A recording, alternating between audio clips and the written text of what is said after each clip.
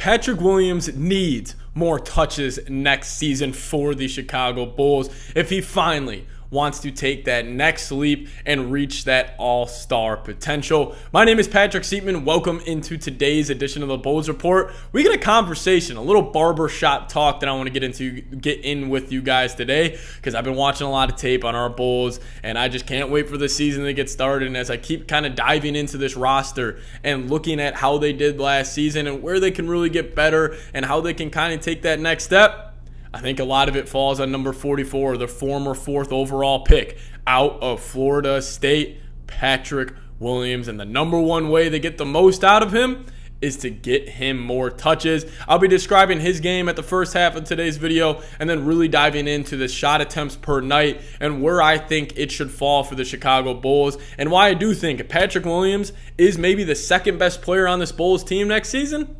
I think maybe they could be a lot better than people think. But guys, before we get into it, I once again am asking for your help. Hit that subscribe button. It's a quick, free, and easy way to honestly just make me look good for my bosses. You know, I'm itching to talk about Bulls basketball right now. I'm at my at-home studio in my apartment right now. I just got home from the office here at Chat Sports, and I just couldn't wait to talk about some Bulls basketball. I'm a diehard Bulls fan. I love what I do, and I just can't wait to kind of keep talking Bulls basketball with you guys. If you guys want to join the family, just kind of join the fun here at the Bulls Report. Hit that sub button. It is completely free.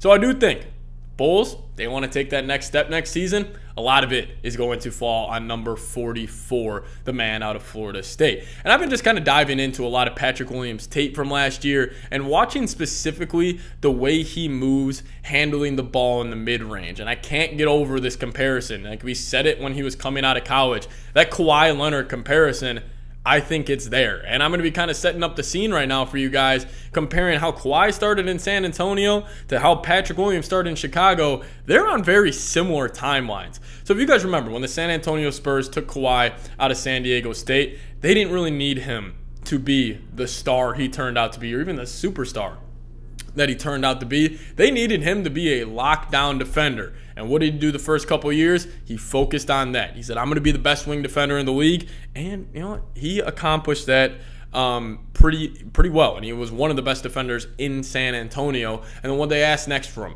let's improve that catch and shoot three-point ball. Let's improve your three-point percentage on catch and shoot opportunities. Check. He did that. But when Kawhi took that next leap, he was a great 3-and-D player, but it turned into him focusing on his ball handle and his mid-range. And I think Patrick Williams is in that next step during his NBA career. The Bulls have asked him, hey, with guys like Levine, DeRozan, and Vooch, you got to be more of a role player. You got to be that 3-and-D guy. Well, he's a great defender. I think he's one of the more underrated wing defenders in the league. And they said, you got to improve your catch and shoot three-point percentage. He shot 41.9 on catch and shoot opportunities from downtown last year and shot over 40% from three as a whole. He's actually shooting over 40% from three during his NBA career. And also, that's another reason why I am such a believer in Patrick Williams, because what did we say was his number one flaw coming out of college?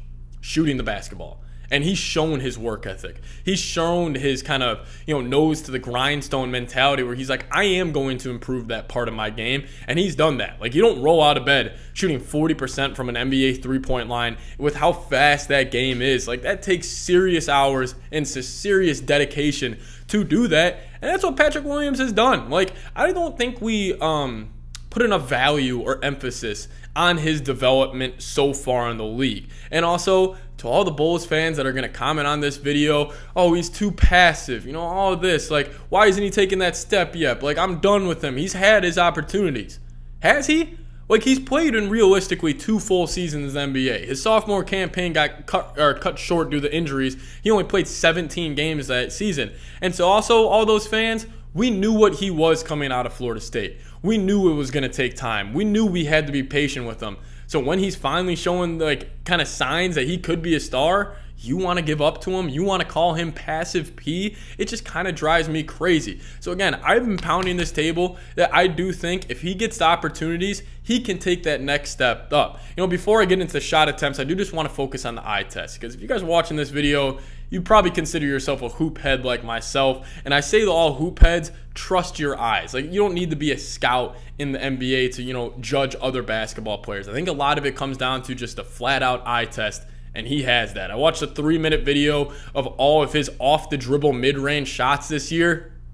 The dude's got handle. Like, I do think his handle is almost already there. Like, the amount of times that he has this long crossover, and he loves the combination of the cross between cross, gets to his mid-range, and again, he has the size to rise over the top. That's why we see the Kawhi Leonard in him, because Kawhi is a big, I'm going to get my shoulder into you. I'm not really going to make too many moves here, but all I need to get is a little separation, and I could rise up over the top of you. That's what Patrick Williams has. The one downside, I won't even really say downside, but the one thing I would like him to change a little bit is his aggressiveness getting to the rim. And I do think too much, and maybe this is just being a role player in the NBA, because obviously a lot of the times, you know, DeMar and LaVine, they're holding the ball for a majority of the shot clock. So when he gets the ball at the end of the shot clock, it's realistically, he's got to make one quick move and go. I just wish he would be maybe a little more aggressive getting to the cup and getting downhill in the transition and even in the half-court offense, because you can't deny his size. 6'8", 7-foot wingspan. He should be a little better at getting to the cup, because he shot 54% on shot attempts from less than 10 feet. So if he could kind of develop a little bit of a floater, or maybe a little bit more of a turnaround closer to the rim, because he kind of has that turnaround midi, but maybe if he kind of gets that turnaround in the lane a little more, I think that could be also another huge kind of leap that he could take for next season. But for all the passive P comments, and this is kind of the main focus of today's video, and you guys see by the headline that he needs more touches. So the Bulls' shot attempts per game last season, I'm not saying I disagree with it, but I would have liked to see more go to Patrick Williams. He only shot 8.3 shots a night last year, and this is how the disparity ended up going out. It was Zach LaVine, he was at 18. DeMar DeRozan, he was at 17.5. It was Vooch then at 14.5, and then there was a cliff, and then it was Patrick Williams at 8.3 shots a night. I'm sorry, Billy Donovan. If that's the case for next season, you should be fired.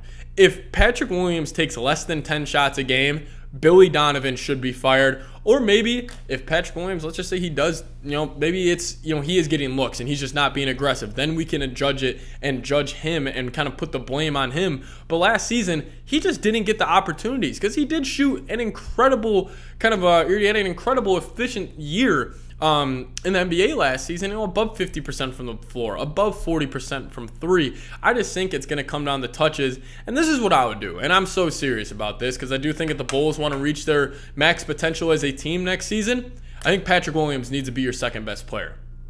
I fully believe that. I'm not trying to get a hot takey take here where it's like, oh, did you see what this guy on YouTube said? No, I really do believe it. I think Patrick Williams, if the Bulls want to reach their max potential, he needs to be the second focal point and the second catalyst and the second engine, whatever word you want to use to describe, his offensive prowess. He needs to be number 2. So if I was divvying up shots per game, which is the Bulls are going into the year and their analytics team is looking at all the numbers, I would do this. I would say, LaVine, you can keep your 18 shots. He deserves it. LaVine is honestly, to me, I think he's honestly became criminally underrated in the NBA, and I'll probably be doing a video strictly on him soon in the future, so also hit that subscribe button so you guys see that. But I would put LaVine still at 18, then I would put Patrick Williams at 15. I think he deserves that 15 shots a night, and I think he can, honestly pop. Like, if he gets his 15 shots a night, I think he could average 18, 19 a game, and maybe the efficiency won't stay at 50 and 40, but let's just say it's at 48 and 37, you're still taking that. Like, if he's shooting 15 shots a night, and let's just say the efficiency goes down to 48%, the three-point percentage goes down to 37 even, or 36, but he's averaging 18, 6, and 4, and playing tremendous defense, we are all taking that, and then we're saying heading into next season, he's just going to take another leap. So I think P-Dub, put him at second on shot attempts per game. Still put DeRozan up there at 13 or 14 a night, but I would really almost cut Vooch's shots per game by 4. I think he should be at around 10 and maybe even single digits.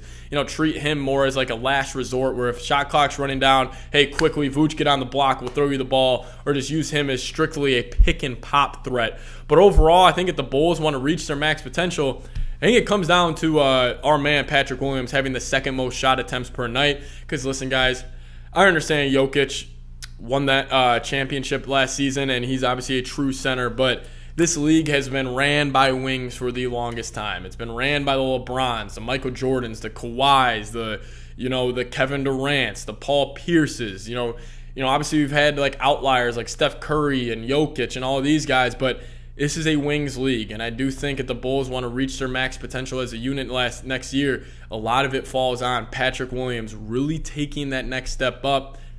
I'm a believer in him, and I really hope you guys are too, because there's not much else I can say on the guy. Like, I love his work ethic. I love who he is as a person. He just screams as a guy where it's like, I go do my job and I go back. Like, I don't think he's got any party antics or any, like, off-the-court issues like a guy like Zion or a Ja Morant. So I'm excited to see him develop, and I really do think he's going to take that next step. And all I will say is this. If Billy Donovan, look at me right now. If you're watching this video, Billy, get him more shot attempts per game. He deserves it. And if this team wants to reach their max potential, it's going to be on the back of number 44. I fully believe it.